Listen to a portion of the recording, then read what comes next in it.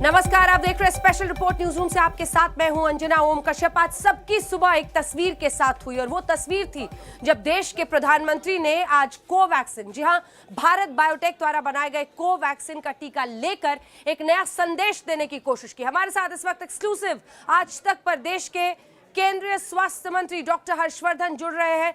Doctor Harshvardhan जी, बहुत स्वागत आपका आज तक पर। आज सबकी सुबह इस तस्वीर के साथ हुई जिसमें प्रधानमंत्री नरेंद्र मोदी भारत बायोटेक के बनाए हुए कोवैक्सीन का टीका लेकर एक संदेश दे रहे थे। क्या है भ्रम और भरोसे का एंगल, इसी पर हम आपसे बात करेंगे। शुरुआत इसी सवाल के साथ, इस तस्वीर के जरिए क्या प्रधानमंत्री अगले राउंड की जो आज से वैक्सीनेशन की शुरुआत हुई है उसके लिए भरोसा जगाना चाहते थे? क्या बताएंगे आप आज के? और पीएम ने किसी को बताया नहीं, आपको तो पता होगा डॉक्टर साहब।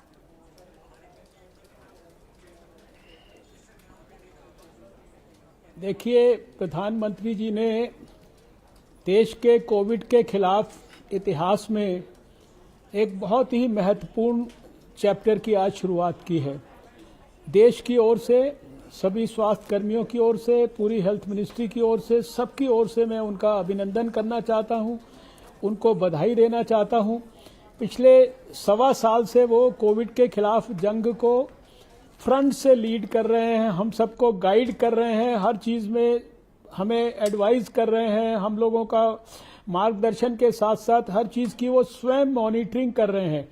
और वैक्सीन डेवलपमेंट को तो उन्होंने हर तरह का सपोर्ट दिया है, हमारे को फाइनेंशियल सपोर्ट से लेकर और साइंटिस्ट को हर तरीके से उनका मनोबल बढ़ाने के लिए स्वयं वो उन कंपनियों के वैक्सीनेशन की मैन्युफैक्चरिंग के प्रोसेस को खुद जाकर उन्होंने देखा, पुणे के अंदर और हैदराबाद के अंदर। और फिर 16 तारीख को उन्होंने सारे देश को वैक्सीन समर्पित की और इतना ऐतिहासिक निर्णय लिया कि जिन लोगों ने हम सबके प्राण की रक्षा के लिए पूरे 1 साल तक मदद की, जिन्होंने अपने प्राणों को भी खतरे में डाला, बहुत सारे Covid warriors, front line workers, health workers, उनके प्राण भी जो है चले गए, लेकिन उसके बावजूद भी वो आज तक काम कर रहे हैं। प्रधानमंत्री जी ने तय किया कि सबसे पहले हम इन हेल्थ केयर वर्कर्स को, जो फ्रंट लाइन वर्कर्स हैं, कोविड वॉरियर्स हैं, इनको वैक्सीन देंगे। और उन्होंने एक डिसिप्लिन्ड, अनुशासित और इंस्पिरेशन देने वाले सोल्जर की तरह 1 मार्च का इंतजार स्वयं किया। और जब 60 वर्ष से ऊपर के लोगों का वैक्सीनेशन शुरू हुआ तो देश के सामने लीडिंग फ्रॉम द फ्रंट और लीडिंग बाय एग्जाम्पल, ये उन्होंने जो है सारे देश के सामने एक आदर्श प्रस्तुत किया। सुबह सुबह आज जाके उन्होंने देश में सबसे पहले वैक्सीन लगवाई, वो वैक्सीन लगवाई जिसके बारे में इतनी सारी भ्रांतियां पैदा की जा रही थी, मिस इन्फॉर्मेशन कैंपेन चलाया जा रहा था, राजनीति देश के अंदर की जा रही थी। और वो स्वदेशी वैक्सीन जिसको कि देश में अभी तक 1,35,00,000 हेल्थ वर्कर्स, फ्रंटलाइन वर्कर्स दोनों वैक्सीन को मिलाकर ले चुके हैं। दुनिया के 28 देशों में, उसमें भी कई देशों में कोवैक्सीन भी जा चुकी है।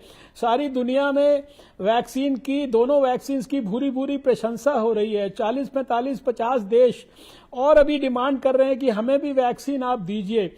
बड़े बड़े देशों के अंदर बड़े बड़े उनके राष्ट्राध्यक्षों ने भी कोवैक्सीन लगवाई है और उन्होंने ट्वीट करके इंफॉर्मेशन दी हैं। बड़े बड़े दुनिया के विकसित देश जो है इन वैक्सीन के पीछे जो है वो डेस्परेट हैं इनको प्राप्त करने के लिए। और इसके ऊपर यहाँ देश में जब राजनीति हो रही थी और लोगों में वैक्सीन हेजिटेंसी को प्रमोट करने के लिए मिस इन्फॉर्मेशन कैंपेन हो रहा था, उसमें शायद प्रधानमंत्री जी का जो आज जो उन्होंने सुबह ये एक अनुकरणीय प्रयास किया है, ये अपने आप में बहुत ऐतिहासिक है। और मैं ये समझता हूं कि अब सभी लोग जो इस विषय पर जबरदस्ती राजनीति कर रहे हैं, उनको राजनीति बंद करके हमारे प्रधानमंत्री जी की तरह उनको सबको वैक्सीन लेना चाहिए जो इस कैटेगरी में फॉल करते हैं 60 साल से ऊपर की और 45 और 60-59 के बीच में जिनके पास कोमॉर्बिडिटी है। ठीक है, उन्हीं के लिए ये फेज भी है। कुछ और तस्वीरें एक बार अपने दर्शकों को दिखा देते हैं, कैसे आज मुख्यमंत्री हो, अलग अलग प्रदेशों के गृह मंत्री हो, अमित शाह, सब ने आज टीका लिया है, वो तस्वीर भी दिखाया। और इसी के साथ डॉक्टर साहब, जब आपसे बातचीत हो रही है, इसी बीच सारा असेंबल डेटा आया है कि लगभग 17 लाख लोगों ने आज वैक्सीन के लिए अपने आप को रजिस्टर कराया है। तो इसी से जुड़ा हुआ 2 सवाल सर आपसे।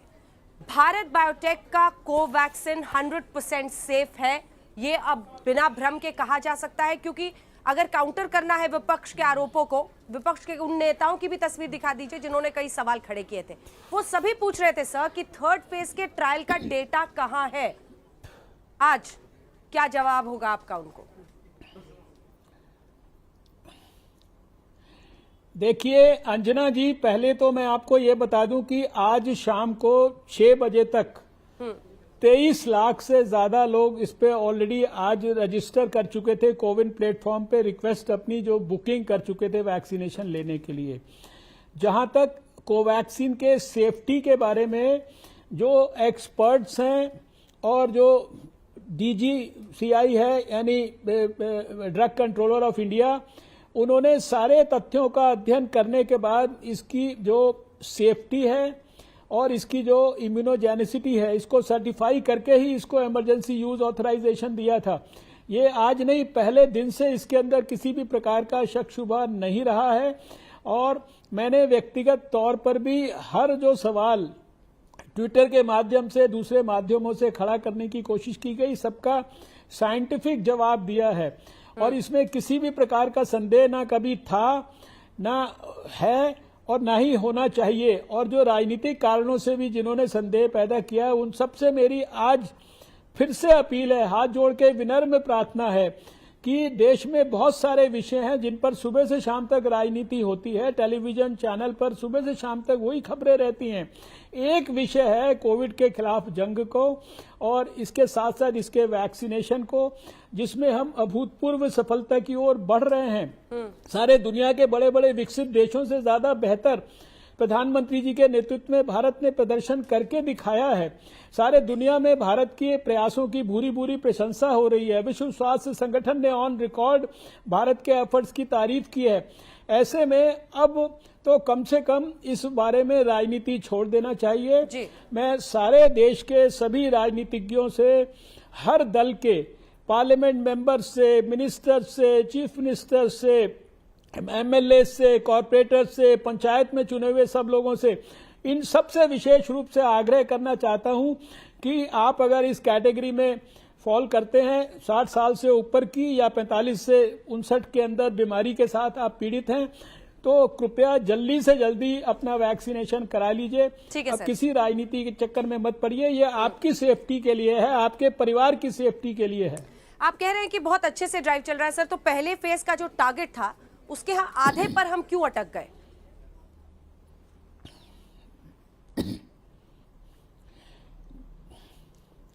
देखिए अंजना जी, आपको याद होगा कि हमने ये आप ही को मैंने अक्टूबर नवंबर में शायद इंटरव्यू दिया था और ये सारे टारगेट्स बताए थे। और जो उसके लिए जो नंबर्स थे वो एस्टिमेटेड नंबर्स थे कि इतने संभव थे हमारे यहाँ पर हेल्थ केयर वर्कर्स हो सकते हैं, इतने हमारे पास फ्रंटलाइन वर्कर्स हो सकते हैं। और उनकी जितने भी आंकड़े हैं वो सारे स्टेट्स ने हमको फीड किए और उन्हीं आंकड़ों के आधार पर उनका वैक्सीनेशन किया गया है। लगातार उसके अंदर दिन प्रतिदिन पहले दिन के मुकाबले बेहतरी होती गई है। और अभी अगले 5 दिन के अंदर जो फ्रंटलाइन वर्कर्स अभी बाकी हैं, उनका भी अभी मॉप अप राउंड हो रहा है। मैं ये समझता हूं कि मेजॉरिटी लोगों ने वैक्सीनेशन अपना करवाया है और जिन लोगों ने अभी तक भी नहीं करवाया किसी भी किस्म की वैक्सीन हेजिटेंसी के कारण, उनसे फिर से हम अपील करना चाहते हैं कि इसके बारे में किसी भी प्रकार का कोई संदेह ना रखें और अपना वैक्सीनेशन जरूर करा लें। विपक्ष के कई नेता ये सवाल खड़ा कर रहे हैं और ये सवाल मैं भी आपसे पूछूं। शक्ति सिंह गोहिल ने भी आज कहा है, वो कह रहे हैं कि जब हम विदेशों में भेज पा रहे हैं वैक्सीन, देश के अंदर हम मुफ्त करके आम लोगों के लिए वॉक इन वैक्सीनेशन मुमकिन क्यों नहीं करा देते जल्दी से। अब जबकि कई राज्यों में, सर महाराष्ट्र हो, केरल हो, कई जगहों पर नंबर्स बढ़ रहे हैं। डॉक्टर साहब, अंजना जी, आपकी जानकारी के लिए जो वैक्सीनेशन की प्रक्रिया है इसमें दोनों एस्पेक्ट्स हैं। पहली बात, सभी सरकारी अस्पताल और प्राइवेट अस्पतालों में ये हजारों अस्पतालों में उपलब्ध है। जो लोग प्राइवेट अस्पताल में जाना चाहते हैं वो वहां पर नॉमिनल पैसा देकर वैक्सीन ले सकते हैं, जो कि आप जानते हैं कि अधिकतर मैक्सिमम 250 रुपया है। और सरकारी अस्पताल में ये पूरी तरह से फ्री है। सारे देश के लिए भारत सरकार ने वैक्सीन उपलब्ध कराई है और उसको खरीदा है, उसके लिए पैसा उपलब्ध कराया है हमारी फाइनेंस मिनिस्टर ने प्रधानमंत्री जी के मार्गदर्शन में। और ये जो वैक्सीन्स हैं ये स्टेट गवर्नमेंट्स को हम लोगों ने दिया है, स्टेट गवर्नमेंट्स के माध्यम से सरकारी और प्राइवेट अस्पतालों को ये दिया जा रहा है। ऐसी स्थिति में हम लोग जो है अब जो हमारी ये प्रक्रिया है जिसमें एक तरफ लोगों को ये अपना जो वैक्सीनेशन कराने के लिए बुकिंग करनी है कोविन पोर्टल पर, उसके साथ साथ इसमें यह भी सम्मिलित है कि कुछ जो उसका अंश है हर एक जगह पर वैक्सीनेशन का वो वॉक इन होगा। ये शायद आपकी अभी जानकारी में नहीं है और इसमें भी हमने स्टेट्स को पूरी फ्रीडम दी है, पूरी लिबर्टी दी है कि किसी भी सेंटर पर वो पूरा का पूरा वॉक इन भी कर सकता है, वो कुछ अंश बुकिंग से हो सकता है, कुछ अंश जो है वो वॉक इन हो सकता है। वहां की स्थिति, वहां की परिस्थिति और वहां जो जिस प्रकार के लोग रहते हैं उनकी क्या रिक्वायरमेंट्स हैं उसके हिसाब से स्टेट्स को पूरी फ्रीडम है और स्टेट्स को हमने सब प्रकार की जो हमारे जो स्टैंडर्ड ऑपरेटिंग प्रोसीजर्स इसके लिए बनाए गए हैं, बहुत डिटेल्ड गाइडलाइंस बनाई गई हैं, उन सबको जो है सब जगह पे आप हेल्थ मिनिस्ट्री की वेबसाइट पर दूसरे स्थानों पर उसका अध्ययन कर सकते हैं। इसलिए उसमें दोनों जो व्यवस्थाएं हैं वो उसके अंदर सम्मिलित हैं। अब ये जब इस फेज का शुरू हुआ है सर और आज पीएम के साथ शुरुआत हुई थी, आज का कोई डेटा है आपके पास कि आज कितने लोग वैक्सीनेट हुए हैं? देखिए, मैंने आपको अभी बताया कि अभी मेरे पास जो वैक्सीनेशन के संदर्भ में 6 बजे का डाटा है कि 6 बजे तक लगभग 23 लाख लोगों ने रिक्वेस्ट करके अपनी जो है आज की डेट के लिए आज जो है बुकिंग किया वैक्सीनेशन करने के लिए। बाकी एग्जैक्टली कितने लोग वैक्सीनेट पूरे दिन भर में होंगे वो जानकारी भी आपको जो है निश्चित रूप से रात तक मिल जाएगी या कल सुबह 8 बजे तो निश्चित रूप से मिल जाएगी। सर, मीडिया के भी लोगों के वैक्सीनेशन के बारे में आप लोग कुछ सोचो, क्योंकि पहले कहा गया था फ्रंटलाइन वॉरियर्स के तौर पर मीडिया के कर्मी भी पहुंच रहे हैं, लेकिन मीडिया वाले अभी इंतजार ही कर रहे हैं। देखिए, अभी जो मीडिया के लोग हैं निश्चित रूप से मैंने बार बार कहा कि वो भी कोविड वॉरियर्स हैं, उन्होंने बिल्कुल एकदम ग्राउंड पर जाकर जो है उन्होंने सेवा की। बहुत सारे हमारे मीडिया के साथी जो है वो मृत्यु का शिकार भी हुए हैं इस कोविड के पेंडेमिक में, वो कष्टदायक भी है। और अभी मैं समझता हूं कि 1 तारीख से जो आज जो प्रक्रिया शुरू हुई है इसमें जितने भी मीडिया के लोग कम से कम 60 साल से ऊपर वाले या 45 साल से लेकर और जो 60 साल के बीच के हैं, इनको सबको जो है उसी प्रकार से वैक्सीनेशन कराने की जो है उनको फैसिलिटी है जिस प्रकार से बाकी लोगों को है। उनको भी विशेष रूप से अपील है कि वो भी अपना वैक्सीनेशन जो है आगे बढ़ के कराएं। नहीं, लेकिन सर जो अगर 45 के ऊपर नहीं है, 45 प्लस और कोमोबिडिटी नहीं है, तो अभी तो इस फेज में तो नहीं हो रहा ना। देखिए, अभी मेरा ये कहना है कि ये जो प्रायोरिटी ग्रुप्स तय किए गए हैं जी, ये सारे के सारे एक्सपर्ट्स ने सारे साइंटिफिक डाटाज को स्टडी करके किए हैं और इसमें खाली भारत का साइंटिफिक डाटा नहीं, 1 साल का जो कोविड का जो बिहेवियर है, कोविड के कारण जो मॉर्बिडिटी मोर्टेलिटी हुई है, सारे दुनिया का जो बिहेवियर रहा है, विश्व स्वास्थ्य संगठन WHO की जो गाइडलाइंस हैं उन सबका अध्ययन करने के बाद ही ये नेशनल एक्सपर्ट ग्रुप जो अगस्त में बना था, जिसमें सारे एक्सपर्ट्स भी हैं, स्टेट्स के रिप्रेजेंटेटिव्स भी हैं, सब बातों का विचार करके ये प्रायोरिटाइजेशन की श्रेणियां बनाई गई थी और उसी के अनुरूप जो है ये सारा वैक्सीनेशन का प्रोसेस तेजी से आगे बढ़ रहा है। जैसे जैसे ये आगे बढ़ता जाएगा तो निश्चित रूप से 45 साल से नीचे के लोगों के लिए जब उनकी बारी आएगी तो उनके बारे में भी जो है वैज्ञानिक दृष्टिकोण से सब कुछ कंसीडर किया जाएगा। केंद्रीय स्वास्थ्य मंत्री डॉक्टर हर्षवर्धन ने टीका लगाया कि नहीं? नहीं, अभी मैंने नहीं लगवाया है, लेकिन मेरा प्रयास होगा कि मैं अभी आपका कार्यक्रम समाप्त होने के बाद कहीं ना कहीं बुकिंग करूंगा और कल टीका लगाने की कोशिश करूंगा। चलिए ठीक है, तो आज रात की कार्यक्रम के बाद बुकिंग और कल की आपने कहा कि आप वैक्सीनेशन भी कराएंगे, ये खबर जरूर है हमारे लिए। लेकिन जरा ये बताइए सर कि अब जरा पॉलिटिक्स पर आते हैं। एक बार पीएम की तस्वीरें दिखाइए। डॉक्टर हर्षवर्धन, आपने भी ये तस्वीरें सुबह से देखी होंगी। अधीर रंजन चौधरी जी वो ये कह रहे हैं कि प्रधानमंत्री ने गमछा असम का पहन लिया है, पुडुचेरी और केरला की नर्सेज हैं। ये तस्वीरें देखिए हम दिखा रहे हैं अपने दर्शकों को। सुबह से प्रधानमंत्री आज सुबह तड़के, किसी को जानकारी नहीं थी, सीधा एम्स पहुंचे और वहां पर उन्होंने ये वैक्सीनेशन ले लिया है। तो डॉक्टर हर्षवर्धन, मेरा सवाल आपसे ये है कि विपक्ष का कहना है कि प्रधानमंत्री इस मौके पर भी आने वाले राज्यों के जहां पर चुनाव हो रहा है उसको टारगेट कर रहे हैं, यानी हाथ में वैक्सीन और नजरें चुनाव पर।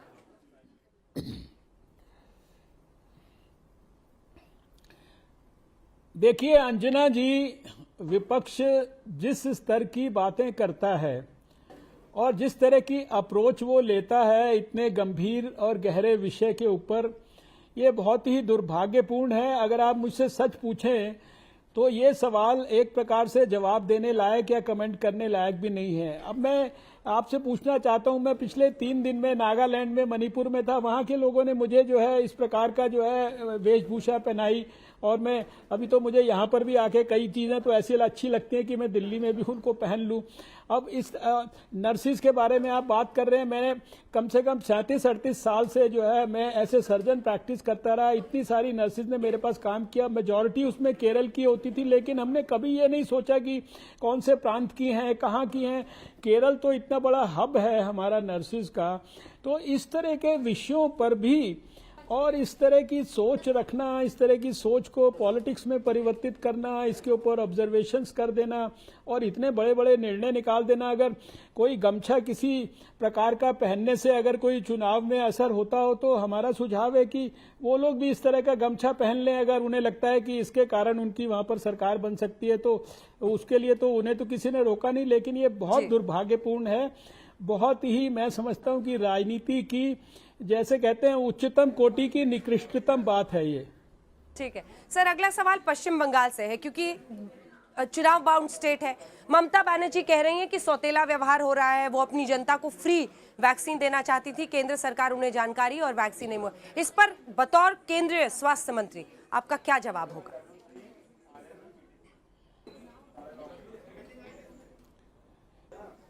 देखिए, भारत सरकार तो पहले दिन से देश के लोगों को वैक्सीन के माध्यम से सुरक्षा प्रदान करने के लिए कृत संकल्प है। हमने पहले पीएम केयर्स फंड के माध्यम से प्रधानमंत्री जी ने सारी वैक्सीन उपलब्ध कराई, कोविड वॉरियर्स के लिए, फ्रंटलाइन वर्कर्स के लिए, हेल्थ केयर वर्कर्स, सब लोगों के लिए। 35,000 करोड़ रुपया हमारे जो फाइनेंस मिनिस्टर ने प्रधानमंत्री जी के कहने से बजट के अंदर वैक्सीन के लिए रखा। आज सारे देश के लिए वैक्सीन हम उपलब्ध करा रहे हैं, स्टेट गवर्नमेंट्स को दे रहे हैं, स्टेट गवर्नमेंट्स के माध्यम से सारे सरकारी प्राइवेट अस्पतालों को दे रहे हैं। अब इसके अंदर भी अगर कोई राजनीति वेस्ट बंगाल के अंदर वहां की लीडरशिप करती है और इस तरह की बयानबाजी करती है तो वो बयान तो हमको तो कम से कम समझ में नहीं आता। हमें तो वहां की जो सरकार है उसकी कोई भी राजनीतिक भाषा या बात जो है आज तक गले से उतरी नहीं है। चलिए अब बात जरा कर लेते हैं महाराष्ट्र, केरल और कुछ राज्यों की, जहां पर सबसे ज्यादा जितनी भी मौतें अब हो रही हैं डॉक्टर साहब, इन राज्यों में हो रही हैं। क्या वजह है? क्योंकि काफी हद तक एक वक्त पर लगा कि हम लोगों ने नियंत्रण की तरफ कम से कम हम बढ़ रहे हैं, लेकिन ये फिर से यहाँ पर अगर बेलगाम होकर ये आंकड़े बढ़ रहे हैं, किस वजह से है? क्या संकेत है? कहां पर कमी है? कहां पर ध्यान देने की जरूरत है? या ये एक नेचुरल प्रोसेस का हिस्सा है? और कब तक हम ये उम्मीद रखें कि फिर से स्थिति इन जगहों पर नियंत्रित हो पाएगी, और वजह क्या है?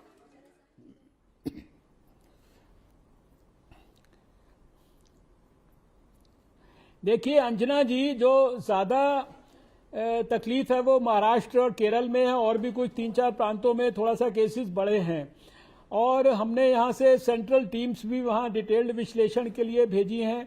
यहाँ से हमारे वरिष्ठतम जो अधिकारी हैं, कैबिनेट सेक्रेटरी लेवल से लेकर और हेल्थ सेक्रेटरी तक, वो सब लोगों ने लगातार उनके साथ वीडियो कॉन्फ्रेंसिस कर रहे हैं, डिटेल में बातचीत कर रहे हैं। उनको जो जो कुछ एक्सपर्ट्स की दृष्टि से एडवाइस हो सकता है वो दिया जा रहा है। और हमने उनको कहा है कि कोविड एप्रोप्रिएट बिहेवियर में किसी प्रकार की कोताही ना हो। जो बड़ी संख्या में टेस्ट करने का काम है, टेस्ट, ट्रैक और ट्रीट करने का काम है, इसमें कोई ढील नहीं होनी चाहिए।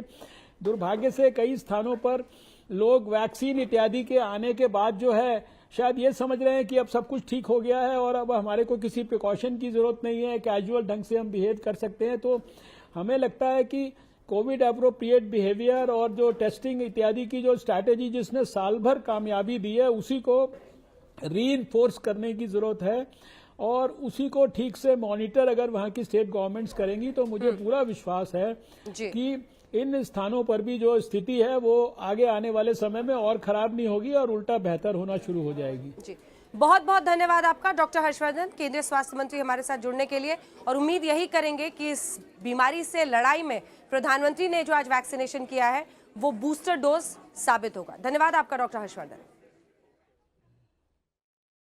तो आप सुन रहे थे डॉक्टर हर्षवर्धन, देश के स्वास्थ्य मंत्री को, जिन्होंने विस्तृत जानकारी दी। उन्होंने कहा कि जिन राज्यों में बढ़ रहा है वहां पर भी हम धीरे धीरे नियंत्रण कर लेंगे। ये भी कहा कि ये जो वैक्सीनेशन है इसके बाद लोग ये भ्रम ना पाल लें कि अभी मुसीबत टली है। इसी के साथ उन्होंने विपक्ष पर भी हमला किया कि इस तरह की राजनीति ऐसे गंभीर मुद्दे पर आखिर नहीं होनी चाहिए। अब बात प्रियंका वाड्रा गांधी की, जो अब यूपी ही नहीं असम भी पहुंच चुकी हैं, जहां ये तस्वीरें बहुत कुछ कहेंगी। आज देखिए कैसे वो झूमर डांस, बिहू डांस असम में कर रही हैं, कार्यकर्ताओं से मिल रही हैं, आम लोगों से मिल रही हैं।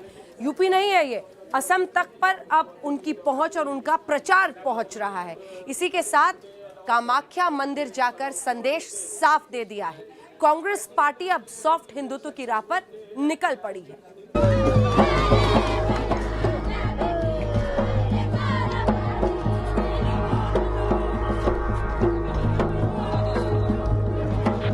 विधानसभा चुनाव की तारीखों के ऐलान के बाद प्रियंका गांधी असम पहुंची तो कांग्रेस की पॉलिटिक्स थिरकने लगी।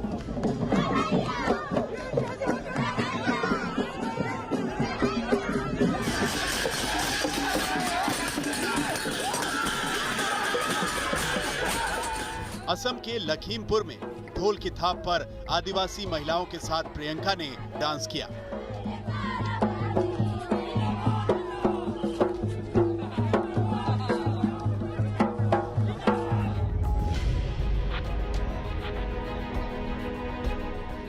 प्रियंका कांग्रेस के सॉफ्ट हिंदुत्व के एजेंडे के साथ असम पहुंची थी। दौरे की शुरुआत उन्होंने नीलांचल हिल्स स्थित मां कामाख्या शक्तिपीठ के दर्शन के साथ। प्रियंका ने मां कामाख्या के दर्शन के लिए लाल रंग का सूट पहन रखा था। लाल रंग भक्ति का प्रतीक माना जाता है। प्रियंका ने सिर पर लाल और पीले रंग का दुपट्टा भी रखा था। प्रियंका ने दर्शन से पहले फूल खरीदा। दर्शन से पहले पवित्र कुंड में उतरकर पूजा की। इसके बाद प्रियंका ने मां कामाख्या के दर्शन किए। दल बल के साथ कामाख्या मंदिर में पूजा करने के बाद प्रियंका ने कहा कि कुछ दिनों से वो यहां आना चाहती थी। उन्होंने असम के लोगों की खुशहाली के लिए पूजा की। मैं यहाँ बहुत समय से आना चाह रही हूँ, कुछ सालों से मैं आना चाह रही थी, तो मैं आज बहुत खुश हूँ कि मैं आज यहाँ आ पाई। मेरी ख्वाहिश थी और मैंने माँ का आशीर्वाद मांगा, खास तौर से असम के लोगों के लिए आशीर्वाद मांगा कि खुश रहें, खुशहाल रहे आपका प्रदेश। पत्रकारों ने जब असम के विधानसभा चुनाव के बारे में पूछा तो पहले प्रियंका ने मंदिर में पॉलिटिक्स की बातें न करने की दुहाई दी, फिर अपना इरादा भी दिखा दिया। मेरे ख्याल से मंदिर में हूँ अभी भी, और श्रद्धा की वजह से, आदर की वजह से मेरे ख्याल से यहाँ जगह नहीं है, उचित जगह नहीं है चुनाव की बात करने की, लेकिन आगे मैं जरूर करूँगी आपसे। फिर भी मैम 101 का जो आंकड़ा है, टारगेट है, क्या बोलेंगे इसके बारे में? आशा ये है कि हम अच्छा परफॉर्म करेंगे चुनाव में। और हमारे सारे कार्यकर्ता बहुत काम कर रहे हैं, लोगों के बीच जा रहे हैं, बहुत मजबूती से काम कर रहे हैं। कामाख्या देवी के दर्शन के बाद प्रियंका ने ट्वीट भी किया। अपने ट्वीट में प्रियंका ने लिखा, आज मां कामाख्या के दर्शन का सौभाग्य मिला। मां कामाख्या से समस्त देशवासियों के कल्याण के लिए प्रार्थना की। खास बात यह है कि प्रियंका ने अपने ट्वीट में मां कामाख्या पर संस्कृत में एक श्लोक भी लिखा। ट्वीट उन्होंने हिंदी और असमी भाषा में किया। असम के दौरे से पहले कामाख्या मंदिर में दर्शन के साथ ही प्रियंका ने साफ कर दिया है कि वो सॉफ्ट हिंदुत्व के एजेंडे को ऊपर रख रही हैं। इससे पहले 23 फरवरी को प्रियंका ने किसान महापंचायत के बाद वृंदावन में बांके बिहारी जी के दर्शन किए थे। किसान महापंचायत की शुरुआत में 10 फरवरी को प्रियंका ने सहारनपुर स्थित मां शाकुंभरी देवी के दर्शन भी किए थे। 11 फरवरी को मौनी अमावस्या पर प्रियंका ने प्रयागराज के संगम में डुबकी लगाई थी। यही नहीं, प्रियंका ने शंकराचार्य स्वरूपानंद सरस्वती से भी प्रयागराज में मुलाकात की थी। असम दौरे पर प्रियंका लितिखु-पुखुरी में श्रीमंत शंकर देव के पहले शिष्य श्री माधव देव के जन्म स्थल पर भी दर्शन करेंगी। प्रियंका असम के 2 दिवसीय दौरे पर पहुंची हैं, तो जरा इस वक्त कांग्रेस की हालत पर भी गौर कर लीजिए। राहुल गांधी उत्तर और दक्षिण के अपने विवादित बयान में फंस गए हैं।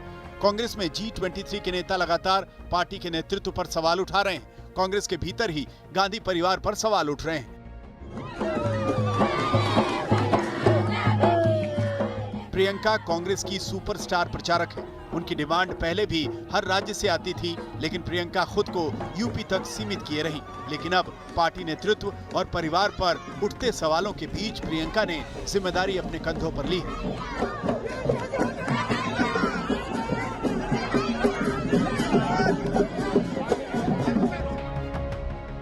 प्रियंका यूपी की सरहदों से पार असम पहुंच गईं, मां कामाख्या के दर्शन किए।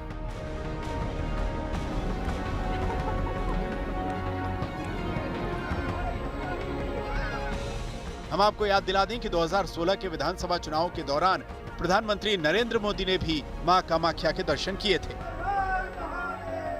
हेमंत नाथ, गुवाहाटी, आज तक। तो प्रियंका वाड्रा गांधी कामाख्या देवी, जहां मां कामाख्या देवी के मंदिर में जाकर सॉफ्ट हिंदुत्व का अपना एजेंडा सामने रख रही, तो दूसरी तरफ बीजेपी अध्यक्ष जेपी नड्डा पहुंचे बनारस, काशी विश्वनाथ के दरबार में हाजिरी लगाने के। और उसके बाद काशी के जो दरबार कहे जाते हैं, बाबा भैरव के भी मंदिर में वो पहुंचे दर्शन करने। 5 राज्यों में विधानसभा चुनाव के ऐलान के बाद देश की सबसे बड़ी राजनीतिक पार्टी बीजेपी के मुखिया भगवान काशी विश्वनाथ की शरण में पहुंच गए।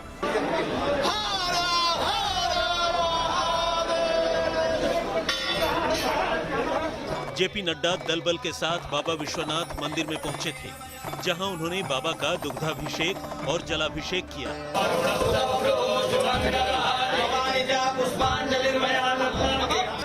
नड्डा ने भगवान भोलेनाथ को बेलपत्र और फूल अर्पित किए, मनोयोग से पूजा की, भोलेनाथ की आरती भी उतारी।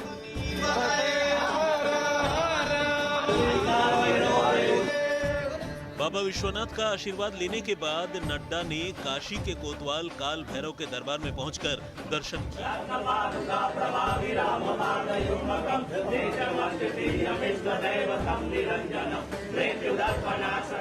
जब भी काल भैरव काशी विश्वनाथ जी के दर्शन करने आता हूं, तो साथ ही साथ काल भैरव जी के भी दर्शन करके आशीर्वाद लेता हूं।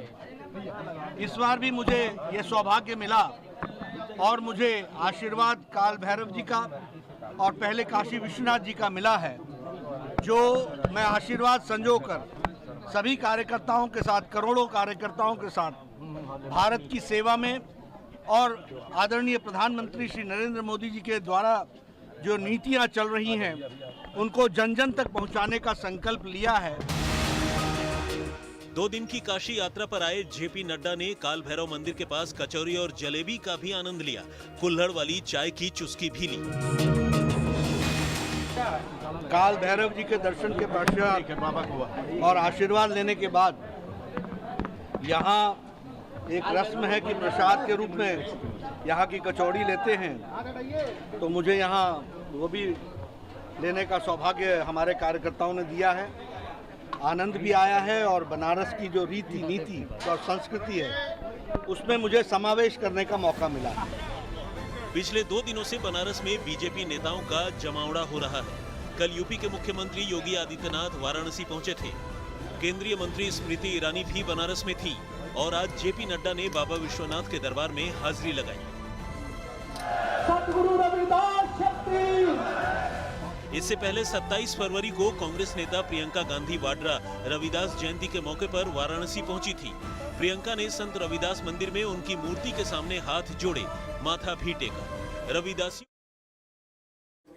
तो बीजेपी और कांग्रेस भक्ति की शक्ति परख रहे हैं, तो दूसरी तरफ पश्चिम बंगाल में बुआ और बेटी की कैसे लड़ाई छिड़ गई है, पोस्टर वॉर के जरिए आपको जरा बताते हैं। दरअसल बीजेपी कार्यकर्ता की 85 साल की बुजुर्ग मां की पिटाई की खबर के बाद ये बवाल बड़ा हो गया है। उसके पोस्टर्स लगा दिए हैं उस मां के पूरे कोलकाता में बीजेपी ने, और पूछे क्या ये बंगाल की बेटी नहीं है।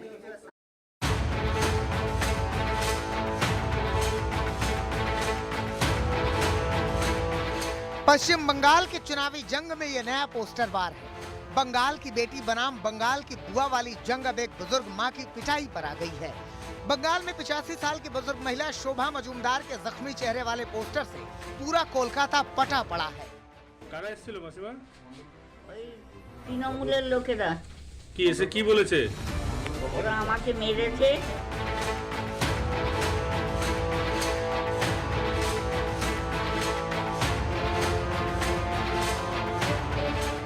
कोलकाता की सड़कों पर एक तरफ ममता बनर्जी के पोस्टर लगे हुए हैं जिनमें लिखा है बंगाल अपनी बेटी को चाहता है, तो वहीं शोभा मजूमदार के पोस्टर पर लिखा है कि क्या ये बंगाल की बेटी नहीं है।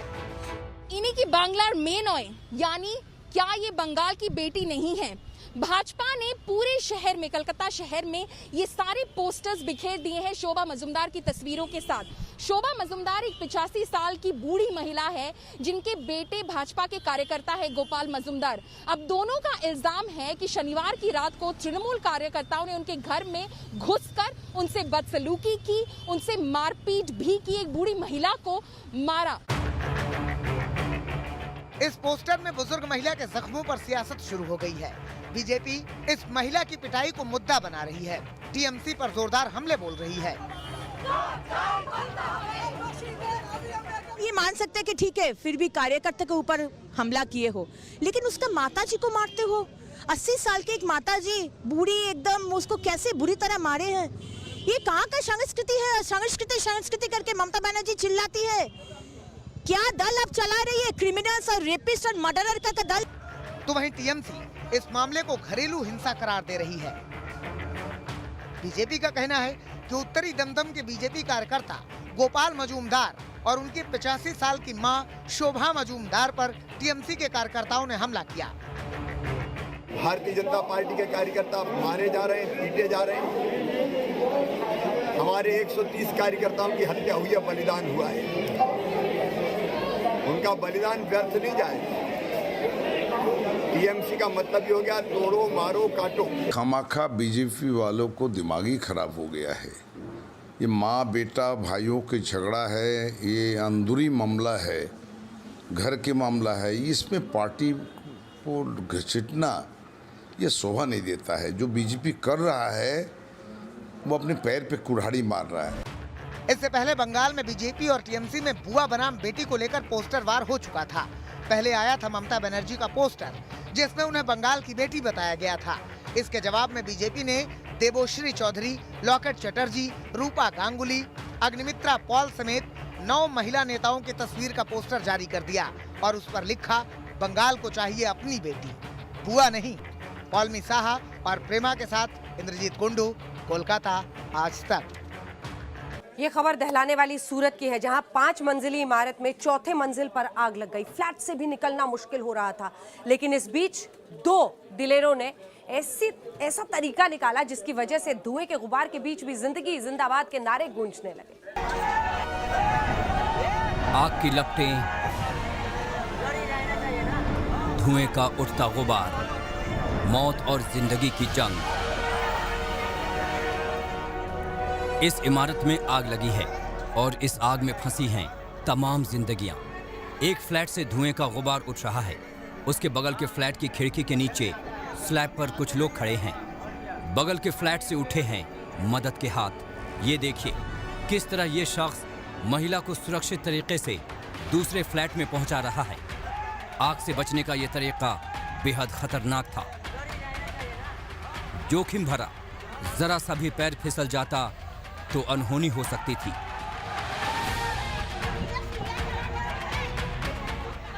लेकिन इसके सर पर तो मौत मंडरा ही रही थी, लेकिन थोड़ी सूझबूझ और थोड़ा रिस्क लेकर कम से कम 5 लोगों की इस तरह से जान बचाई गई।